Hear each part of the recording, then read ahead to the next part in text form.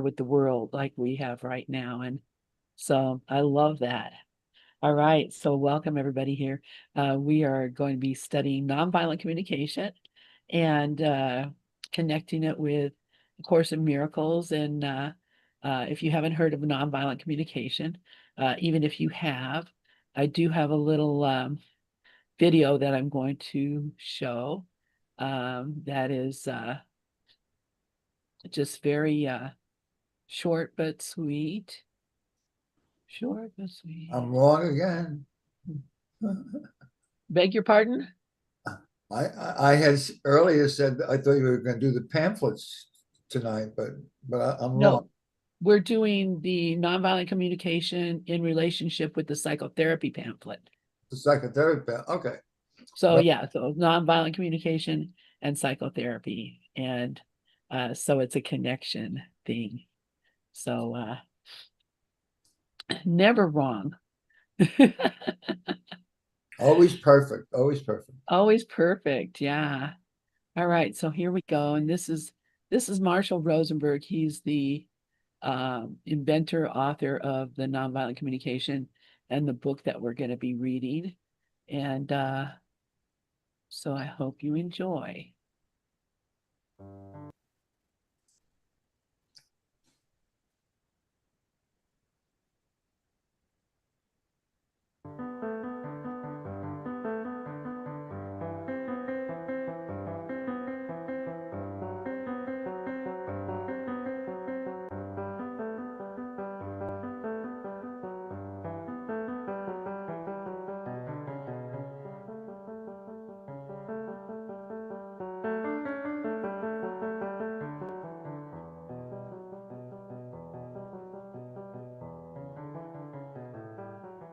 In your 40 years of mediating conflicts between warring factions around the world, what's the most important thing that you do that creates peace between the people involved?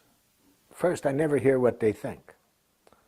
See, I get called a lot of names by people who hear what I'm saying. I see you've read my book. You probably can recall I was in a refugee camp in Palestinian Authority, and what all the crowd had to do was hear from my interpreter that I was an American, and a gentleman jumps up and screams at me, murderer, and another one jumps up, assassin, and another one calls child killer. Within an hour, the guy that called me a murderer invites me to a Ramadan dinner at his house. I didn't hear what he thought of me. I connected to what he was feeling, what he was needing. As I walked into that refugee camp, there were hundreds of tear gas grenades all over the lawn, shot in the night before when they had a riot there. And on the side of each of the grenades was written, "Made in USA." So when this guy calls me murderer, hearing that I'm an American, I tried to hear, what is the guy feeling? And I said, "Sir, are you furious?" And then I tried to hear his needs. "Are you needing a different kind of support from my country than you're getting?" And he looks at me in a kind of a stunned way. Apparently that's not the way people respond to him usually when he screams at them. He said, "You're damn right. We don't have sewage. We don't have housing. Why are you sending these weapons?" So I said, well, then that makes it clear why you'd be so aggravated. If you don't have these basics and you get these weapons sent over here, I can see that your needs are for some other kind of support. He said, "Do you know what it's like to live under these conditions for all these years?" I said, "So you'd like me to understand just how desperate it can be even for one day, let alone for many years."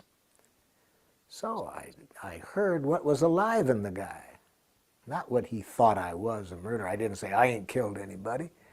I tried to hear what was going on in him. And when he trusted that I sincerely cared what he was feeling, what he was needing, he could start to hear me then when I said, "Look, I'm frustrated right now because I came a long way to be here. I want to offer something.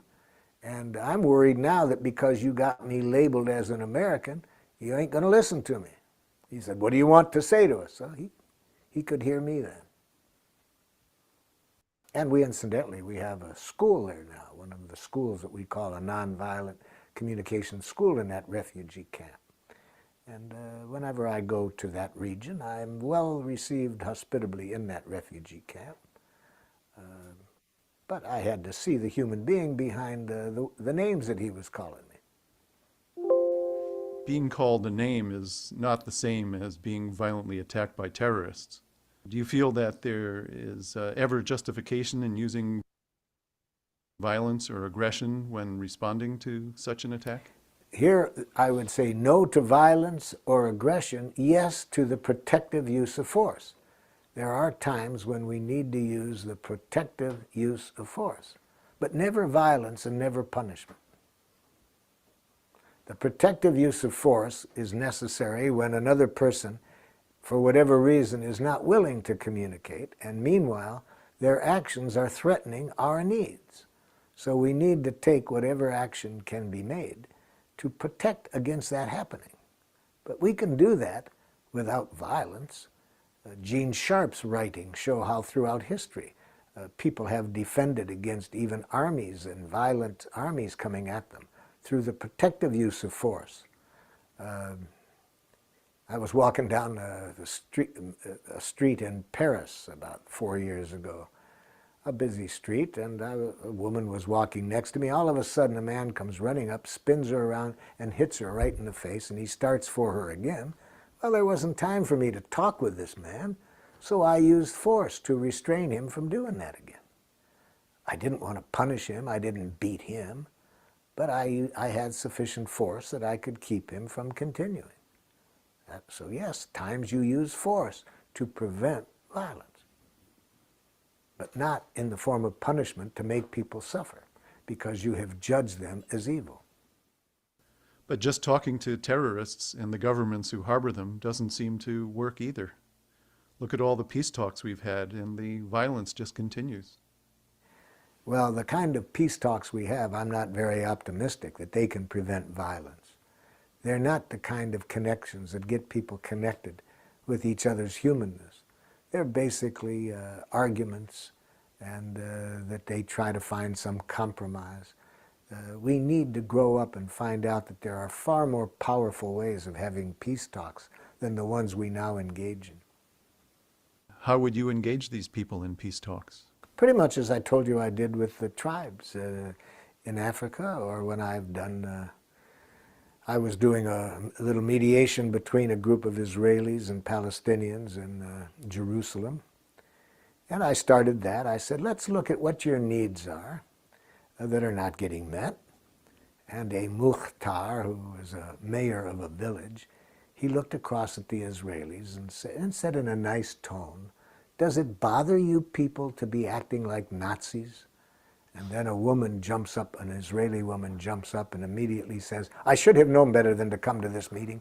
That was a totally insensitive thing for you to say, Mukhtar. And she starts for the door. She's about to leave. We have hardly had 2 sentences, and people are already worse off than we began.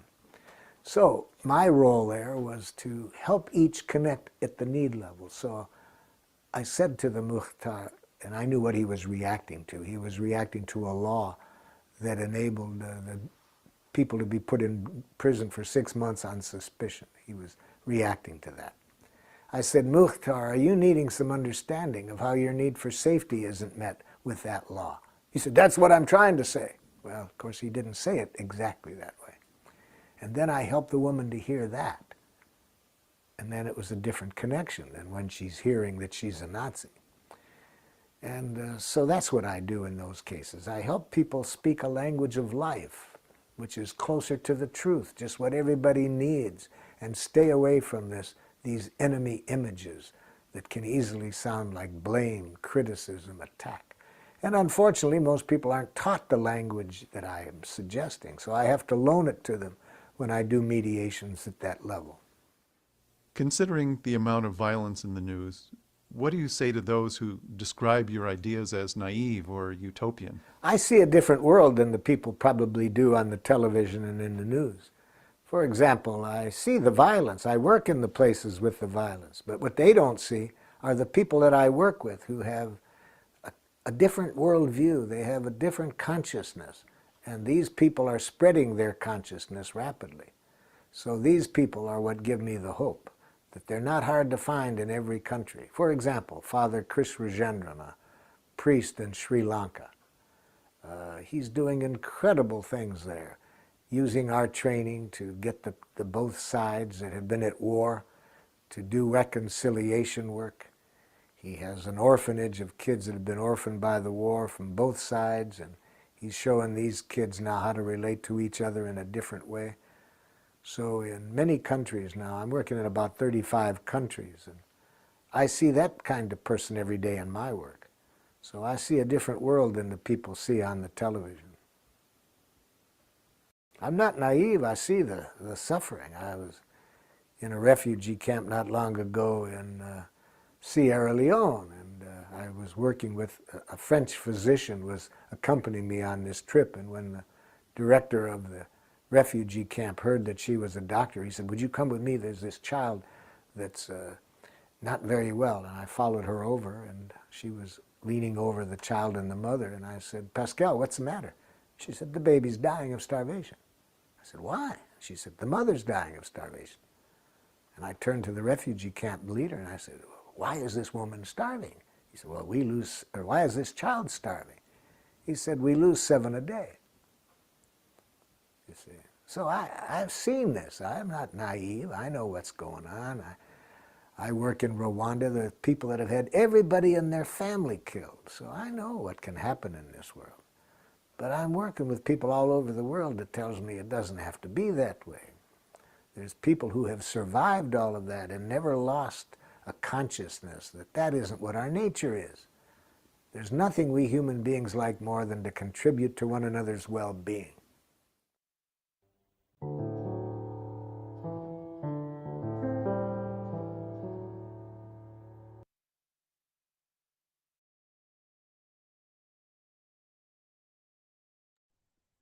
Oh my goodness, that was Marshall. What an amazing man. Excuse me. Because he did do those things. In what he's talking about is how the Course tells us we should be seeing the world. We should be seeing the world, the goodness that's being done through all these different, everybody, everywhere you look, like Mr. Rogers' mom said, look for the helpers, they're there.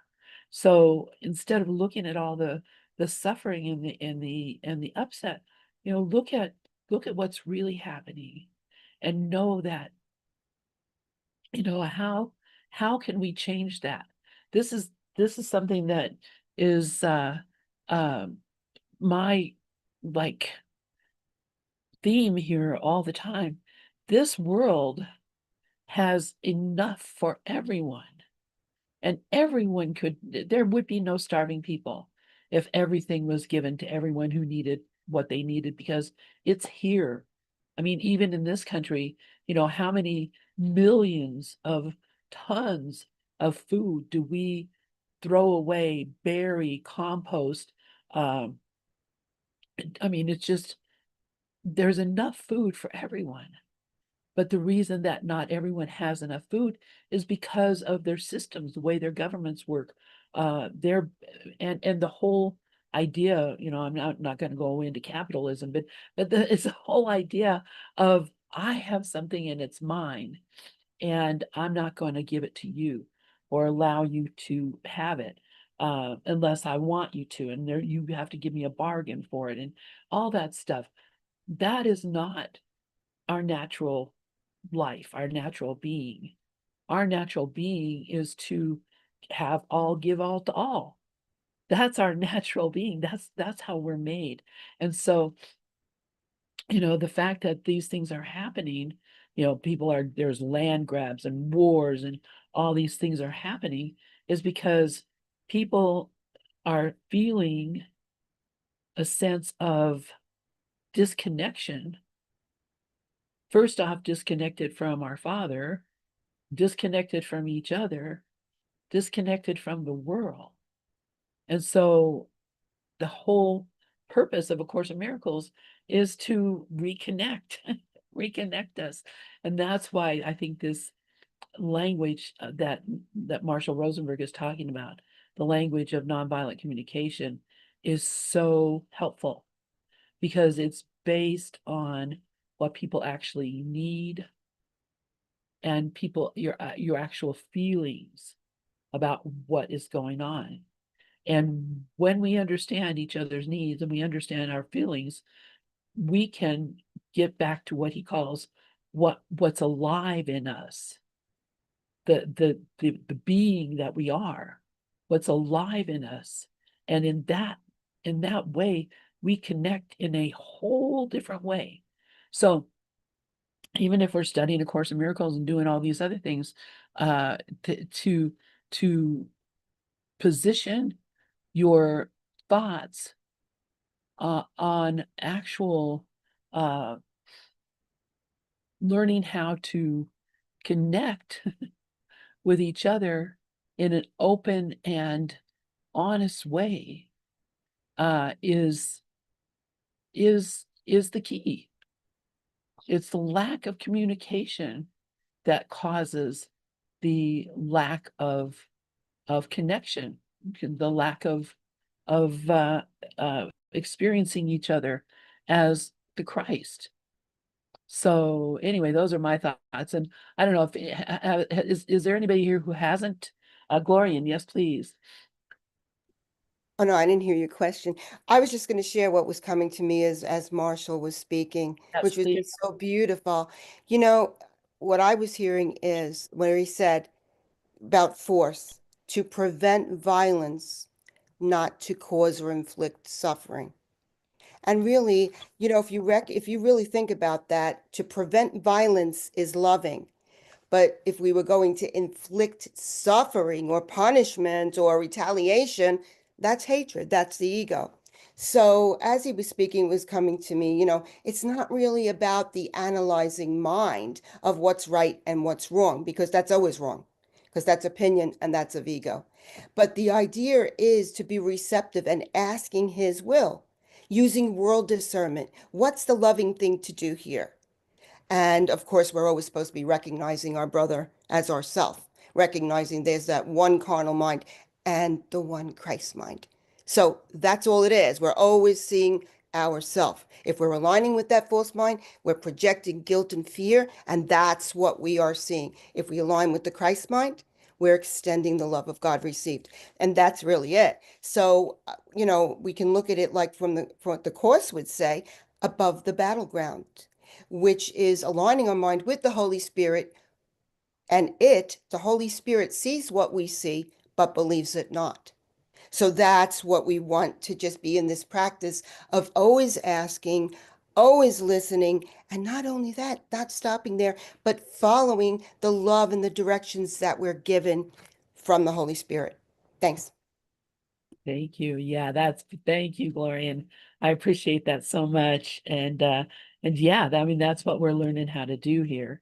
And that's why we have 365 lessons that every day reinforce in us over and over and over. And I did want to mention this morning, we were talking quite a bit about, when Mike was on, quite a bit about how much A Course in Miracles emphasizes feelings. And we're going to talk about feelings tonight. We're going to go look through chapter 4 of the book, Nonviolent Communication, and talk about feelings. And, you know, that's where all this stuff comes to a head is, you know, what am I feeling? And then, you know, what does that say? What is that saying to me? Sharon, please go ahead. Oh, you know, we're relational beings. So I feel like, you know, we crave connection, all of us. And I think what Gloria and you shared is beautiful. But the Course in Miracles makes it very clear that we are attracted to this other stuff. Like, for instance, Dove said sacrifice. Well, sacrifice is right away, it's guilt, right? And then when we look at all the things why we are attracted to so much of this, well, it's the way the ego's built, and the ego's in the forefront until it's not, you know, until you find a teaching like this. But the ego is a very selfish self, and it believes that it's guilty and all this other stuff. So the right mind can do this. But what Marshall brought to the world was a blessing, because there's many people like here tonight that want this. and we have to look at I love what you said, Lynn, when you said look for the helpers. That was always like my favorite line because the goodness that in life. So what we could do is just pay attention to the goodness. But if you ever notice, at least for me, if something like negative happens, I watch how the mind just goes like this. It just wants to know. It wants to know. It's like a little animal. So we have to feed ourselves with different, and this is where this comes in. Nonviolent is about really connecting with what's alive in a person. What is it that's making them tick? Like not just looking at what they're saying, but the energy. What's alive? I love that. Anyway, thanks. Thank you. Yeah. And I Thank love what Glorian shared. It was just beautiful. Yeah. All right. Thank you so much, Sharon. Yeah, absolutely. And that's why this technology it really is so helpful. And I'll kind of tell a story about me, but I'm gonna Rafi has his hand up. So yes, please go ahead, Rafi. Yeah, I was looking at all of this in reference to kindness, and examples started to jump out of the woodwork at me. Dolly Parton, millions of dollars she's put into children's reading programs. LeBron James started a school in Akron where he came from so poor kids could have decent education. And he's paying for it all. Nobody has to put a dime out but him. And then there are other people that I've heard about that feed children in their neighborhood. Nobody asks them to do it. And I look at when I'm being kind and showing kindness and compassion to others, it's because I'm in touch with the kindness and the compassion that's in me. And if I can't, if I'm suppressing it in myself or looking away from it in myself, then there's no way I can express it any other way. But if I know that if I'm coming from a loving place, that what I express is love, then it's going to be reflected back to me in how it affects other people. I see examples of it every single day. So I know I'm on some kind of right track. And I also know that that divine guidance, that divine love never gets distracted. It's always there. As long as I stay and the willingness to stay in contact with it and realize that it's the truth and not listen to that crap that goes on in my ego mind. Love it. Let it dissolve. I'm fighting with it, just gives into it. I can't do that. And coming from that place of divine love, even if my mind says something, just the most awful thing, fine, thank you, I get it. I love you. And if there's a non-loving feeling, bring it up and let it go. It keeps me in touch with the truth. And as long as I'm in touch with the loving truth, then everything turns out exactly the way it's been uh, divinely designed, because every moment that we hear is divinely designed for us. All I have to do is make sure I stay in harmony with it. Thank you. Thank you, Rafi. And that's it. You are a living example of that. So I can just see wherever you go, it's like it goes with you. That whole vibe is the love of Rafi. So beautiful. Thank you. Rico, please go ahead. Good evening, family and friends. Thank you for allowing me to be here with you. I send you love and light from my heart to yours. Lynn, I want to really thank you. That was perfect timing playing that. I got distracted on worldly events, and I just love the way I watch Marshall's body language, and I just love the way he just kept his eye on the innocence and on the love and didn't get involved with the things and the stuff. And I try to do that to the best of my ability. I'm still young, but sometimes I get distracted. And to be centered like that and focus and know what you're looking for. You guys tell me if you're looking for the love is all you see. And that's all I want to see. Although I'm not in denial. I know there's other things going on. But that portion of the program, that interview, just really centered me and put me on lock to just be and just be okay. All is well. And I really needed that. And I want to say thank you, thank you, thank you. Uh, thank you, Rico. That is so beautiful. That just spoke to my heart completely. And yes, this is all we want. Really, this is all we really want, is to just be the love and see the love. And you are a prime example of it too. So I mean, this whole group is like love central here. So but yes, I needed to hear that. I needed to hear what he was saying. But he was talking about Palestine and talking about all these places, and I'm like, it's the same thing happening right now, Marshall. It's the same thing happening. And how can I see that without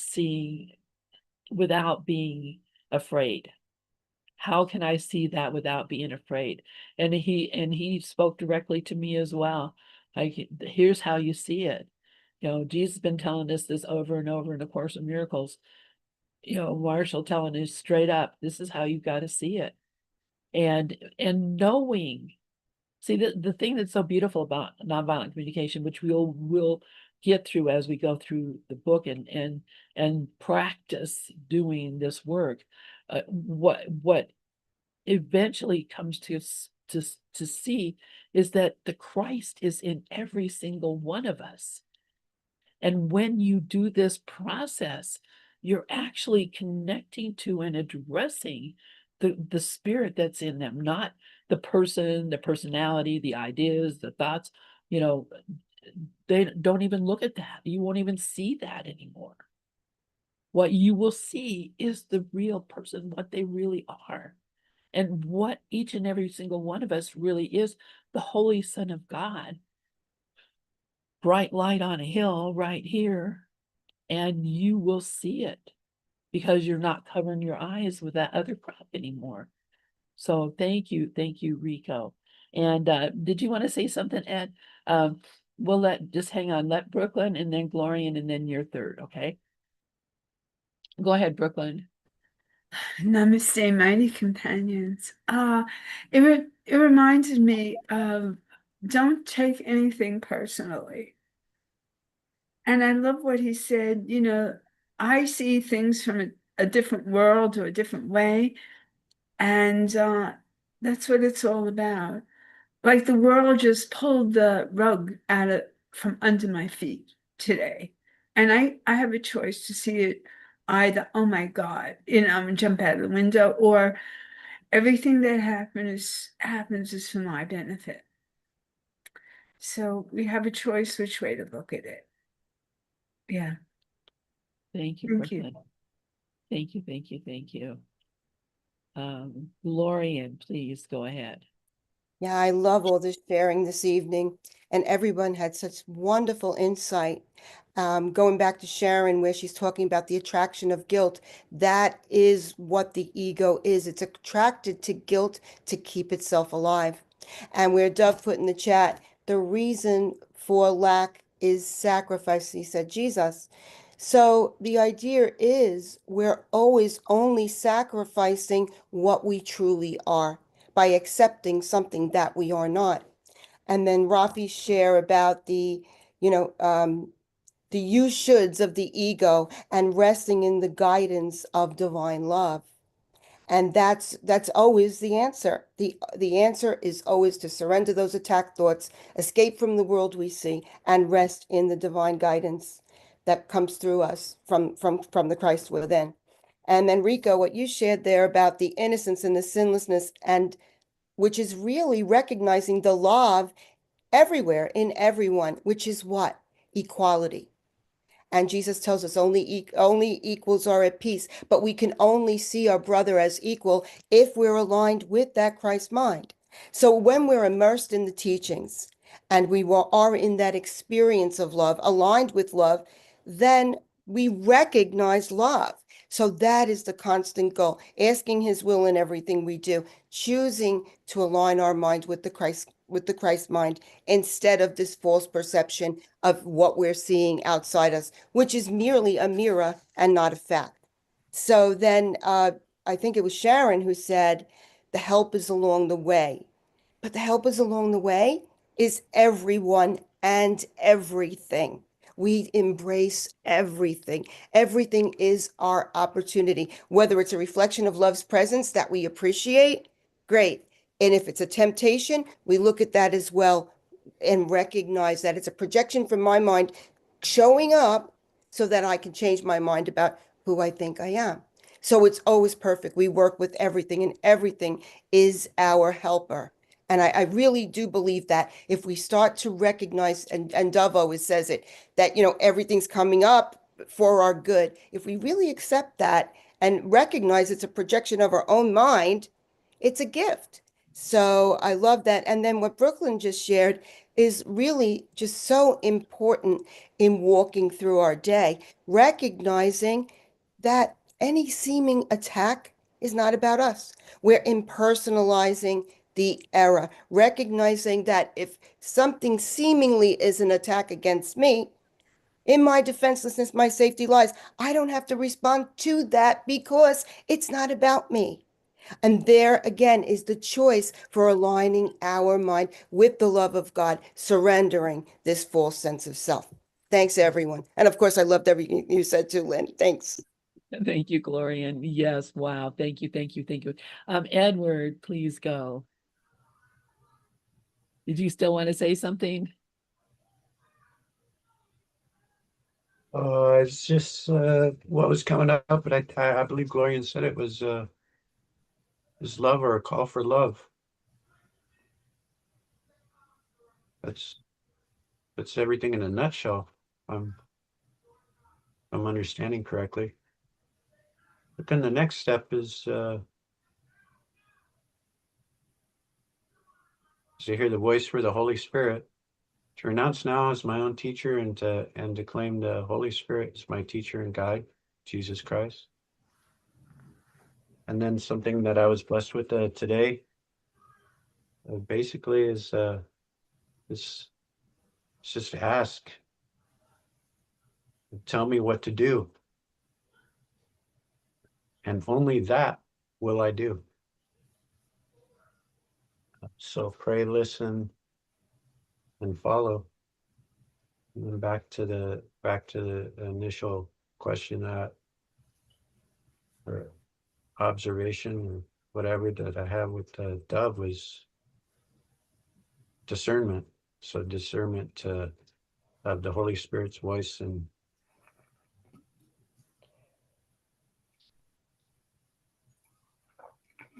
that's really been my delay this whole 15-20 years. It's all perfect and great. Yeah, I'm not feeling guilty about it, but I do have a sense of urgency at this point. It's just really to know that voice, to know that teacher within,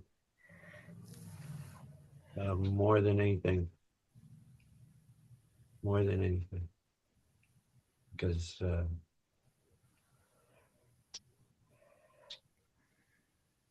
it's senseless to waste time.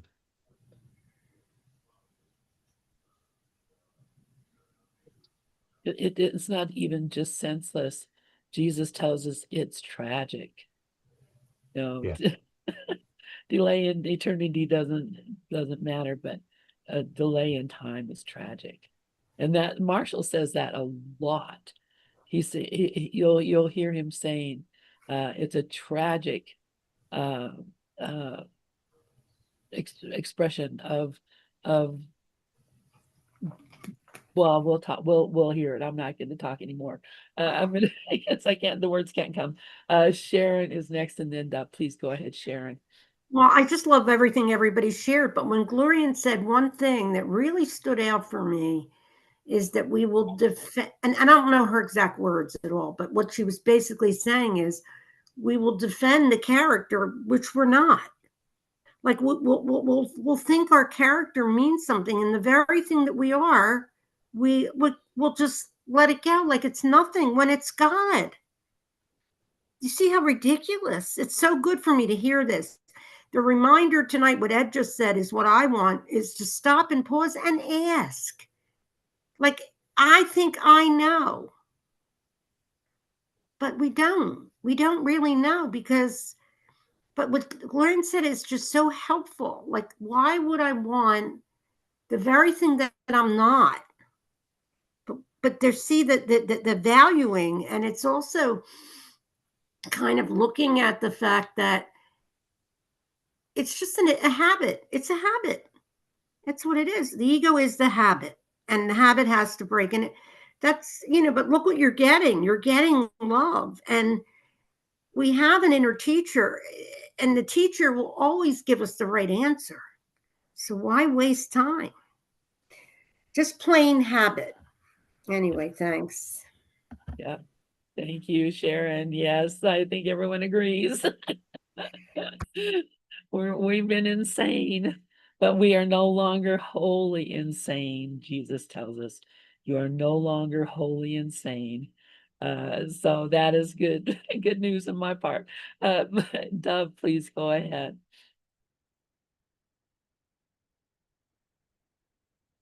You are muted. Thanks, Sharon, for sharing that. And also, I wanted to share on the word sacrifice to clarify why sacrifice is the one idea behind all lack, scarcity, pain, and even death. Because sacrifice actually means to exclude. So we exclude large portions of people by our judgments. And the word judgment really means to murder off. When you judge somebody, you are murdering them off. You're excluding them. You're pushing them out of the home of safety. You're saying, I don't care what happens to you, go to hell, whatever. So there's this one paragraph in lesson 187. I bless the world because I bless myself. And I've always said this is the most outrageous paragraph, most horrific paragraph in the entire course. And it starts with laughter and it ends in laughter. But in the middle, it's horrific. This is what it says. It says, never forget, you can only give to yourself. So when you exclude, what are you doing? You're excluding yourself. I mean, you're killing yourself. Never forget, you give but to yourself. Who understands what true giving means must laugh at the idea of sacrifice, nor can he fail to recognize the many forms sacrifice may take. He laughs as well at pain, loss, sickness, grief, poverty, starvation, and even death. He recognizes that sacrifice remains the one idea that stands behind them all, and in his gentle laughter are they healed. It's really what we do to ourselves. Thank you, Dove. Yeah, wow. That's something we could really think about quite a bit, is how it is that we do that to ourselves. And it doesn't take much introspection. Nobody's doing it to you. So it's obvious if it's happening, you're doing it to yourself. I love that paragraph. I think is it's kind of an enigma, as you kind of pointed out, but it really brings home the truth. I mean, the whole thing started because we didn't laugh, and laughter should have been the only reaction we could have had.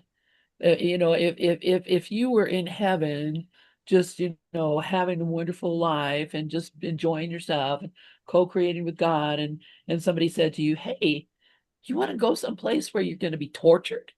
What's that? You're gonna die? What's that? You're gonna be sick, and you're gonna starve, and you're gonna have bad relationships and war, and you're like, what is all that? Oh, just come on over and check it out. It's pretty. It'll be different.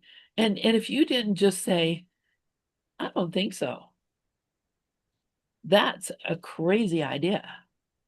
Where would you come up with a thing like that and just laugh? Because that's what should have happened. We should have looked at the whole idea and said, that's ridiculous. Why would I choose that? What kind of lunatic would choose that? But of course, we didn't know. We're like, yeah, sure, let's go. Let's leave God. I want to go over here and see what it's like to be tortured by a body. Oh wow. And then after a while, we're like, what? How did this happen to me? Who did this? Duh. It was a choice from the beginning. And you know, honestly, if you could just bring it all back and laugh at it now. And that's what Jesus tells us in the course. He says, laugh at it now. You're going to laugh later. You might as well laugh now because it's ridiculous. It's a joke. He tells us straight up, it's a joke to think that time could come to eradicate eternity. Or it can't. Time cannot come to ruin eternity. It can do nothing to reality. And so we should have just said, hey, it's a joke, and no, thank you. But no, we said yes, and here we are. Rafi has his hand up, and then Edward. Go ahead, Rafi. Yeah, in the video we just saw, right at the beginning of it, there was this guy who was really angry that America kept sending hand grenades over to his country instead of food, which his country very, very badly needed. And the guy turned it around and said, and I'm not quoting him, but in other words, you feel insecure about what's going on. So right away, he put him in touch with his feelings. And the guy had said that he had spent his whole life feeling insecure and unsafe about what was happening. Well, if that's all that's going on inside him, what's going to reflect? That's what's going to reflect back in his life. And he had no idea he was doing that to himself. He thought it was being done to him. And this guy, brilliant, who put this video together in like 2 sentences, nailed it for him. Now, if that opened the door for him even a crack as to the truth of how he could deal with it and solve it, then there's the miracle right there. Thank you for that, Rafi. And yeah, and he did it. That's the thing about, you know, he did it. He was like, and we'll learn more about him as we go along too. You know, he was like, you know, I don't understand why people would be this way. And he realized that people are not naturally that way. It's not our nature to be angry. It's not our nature to fight. It's our nature is to be love. And so, you know, he said, how can I, and he's a psychologist. He went to school and got a doctorate in psychology. And he worked with Carl Rogers, who came up with an idea called unconditional positive regard, which is when you're dealing with anybody, no matter what, no condition whatsoever, you see them as being the Christ. That's basically what it's saying. I see you as the holy being that you are. And it doesn't matter if you were a murderer or a rapist or anything, it doesn't matter. I'm seeing you as the Christ. He came up with that idea, Carl Rogers. And of course, that had been come up before other people. But in the psychology world, that was a big deal. Dealing with your patients as if they were equal to you and not different and not something outside of you. You know, that's a huge difference. And so, you know, he began to see that if only I deal with people in a way in which I see them as of equal value and give them what I would want myself, guess what? Things change, people change, thoughts change, worlds change. Edward, did you want to say something? Positive transference, I think, is a clinical term. Positive transference, but that's what psychology, pop psychology, or whatever would call seeing the Christ in your brother. I mean, we just spin this and that and the other thing, and create university curriculum and write write books and it's all right. It's all right here. And I guess that stuff has to happen, you know. So I think that's part of the happy dream, if I understand it correctly. Like the best way, what's the best we can do today, you know? So am I gonna? I don't know what I'm gonna do. There's so much, so much need, right? I guess I don't know how else to see it. But that's the world of separation. So if I want to see the world of that's promised me, I have to just go within and heal myself and not be an unhealed healer, trying to heal the what's that, the blind leading the blind. So it all comes back again, back to me. If this is what I see out there, I got to bring it back to me, because there's a whole healed world out there that I'm not seeing. So what he's telling me in what a workbook lesson, whatever, but there's a hierarchy of or steps to atonement. One of them is realizing a split mind, and we're working through this to, I forget how the breakdown in the course is. This part of the course is this, and this part of the course is that. But ultimately, we end with spiritual vision. Above all else, I want to see things differently. And if we're not working that curriculum, then we're not working that curriculum. That's right.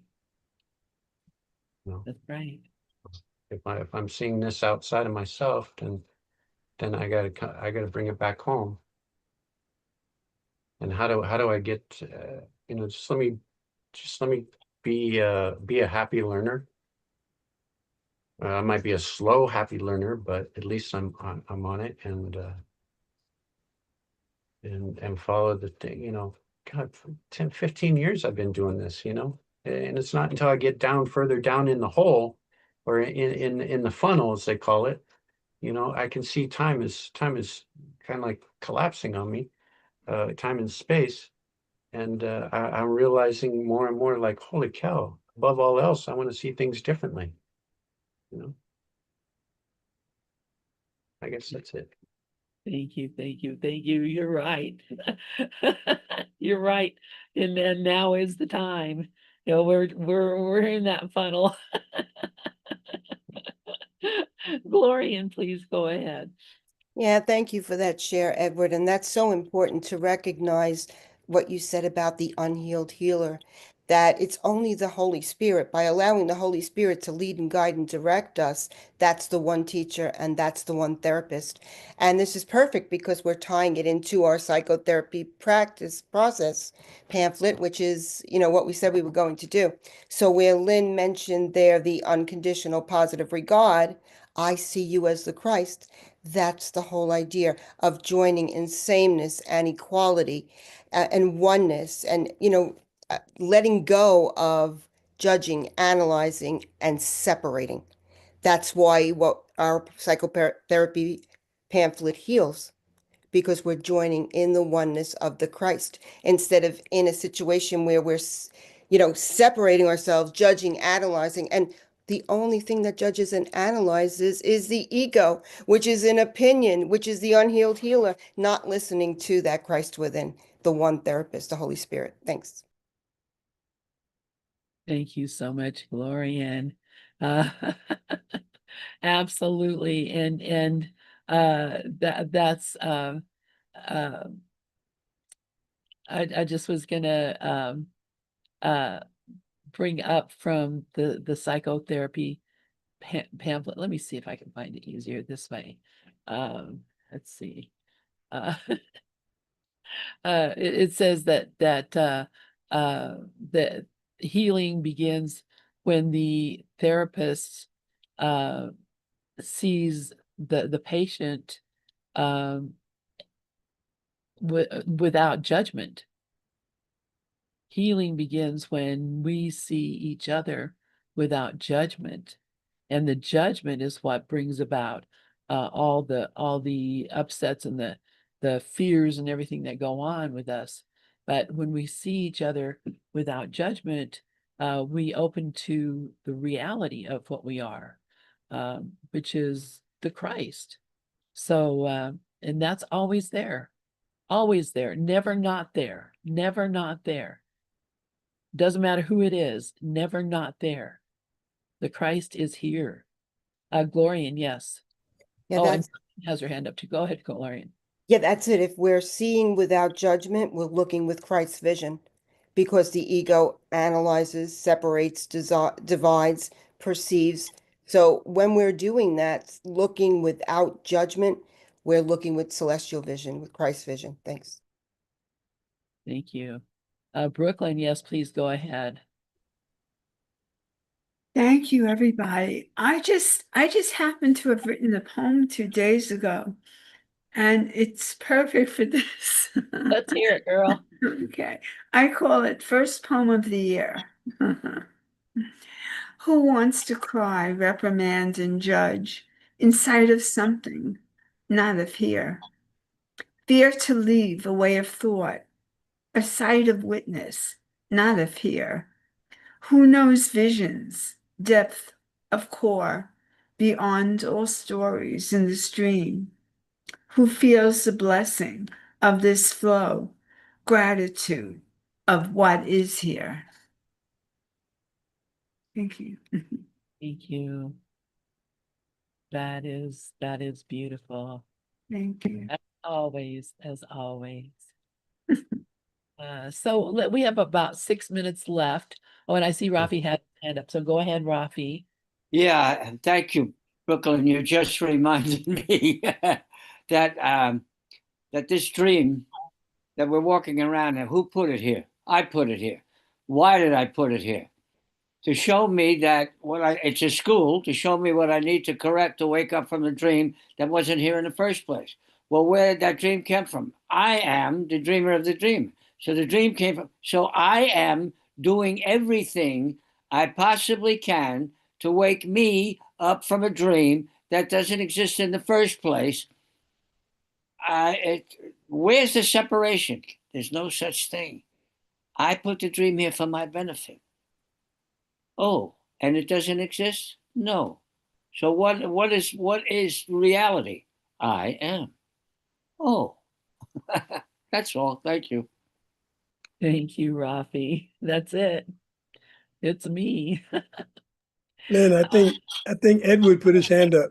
Oh, okay. Please go ahead, Edward. Well, if you're gonna call me out, I'll say it.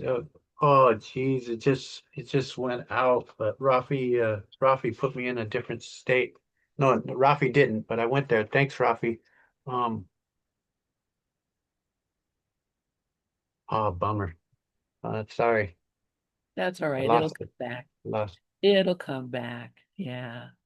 So let's just take a book.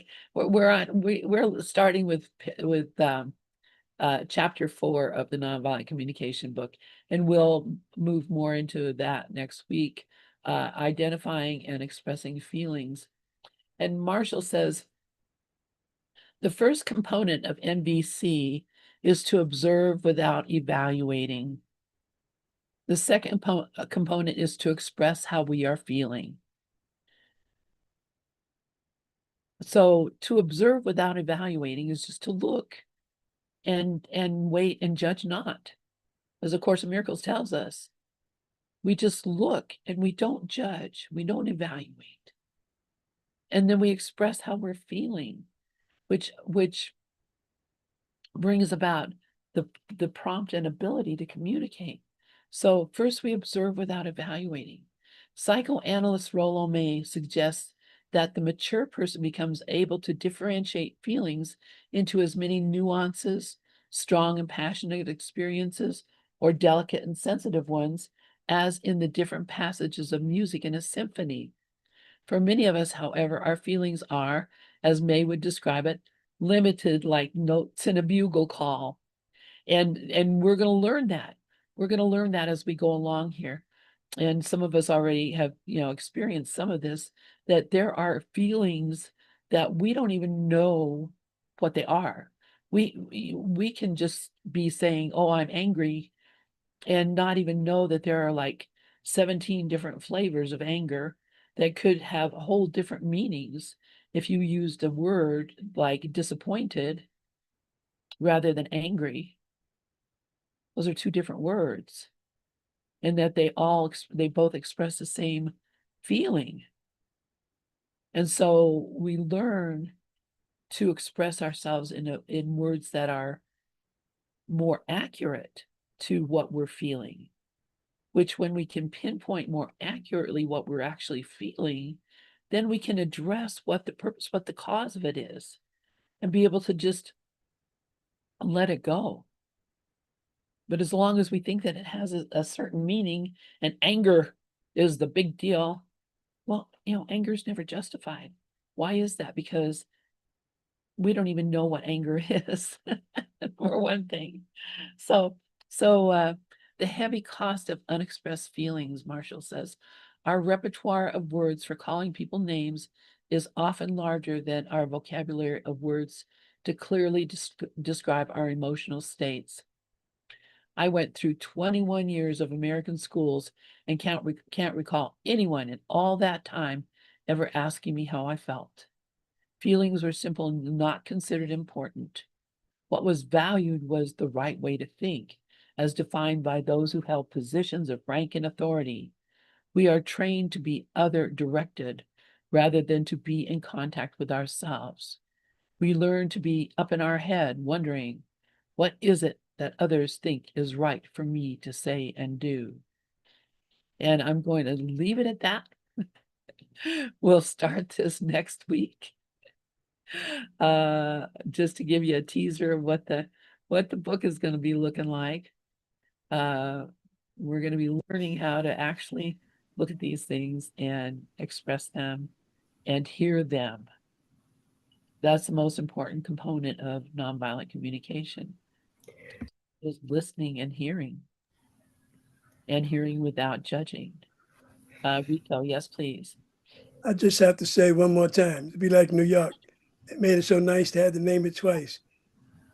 You were so on time with that so on time. I'll never stop thinking. Thank you. God bless you. I love you so much. Oh my gosh, you guys.